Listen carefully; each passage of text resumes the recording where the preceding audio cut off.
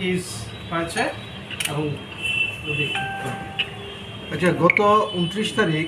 আমরা একটা বাংলাদেশি সুমন, যার বাড়ি নারায়ণগঞ্জ, বাংলাদেশ, তাকে আমরা লঙ্কামোড়া থেকে অ্যারেস্ট করেছিলাম এবং তার বিরুদ্ধে একটা আমরা স্পেসিফিক মামলা নিয়েছি, যার নম্বর 103/2024 under section 61 clause 2 249B 143 clause 3 of BNS 14 clause A clause C foreigner act and 3 of passport অ্যাক্টে আমরা একটা মামলা নিয়েছি এবং সুমনকে আমরা আদালতে প্রেরণ করে পুলিশ রিমান্ডে জিজ্ঞাসাবাদে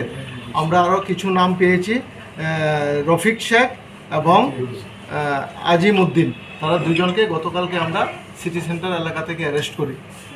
তার বক্তব্য অনুযায়ী তারা কিছুদিন আগে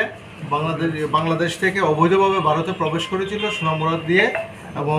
আগরতলা তার আশপাশ এলাকাতেই তারা ছিল।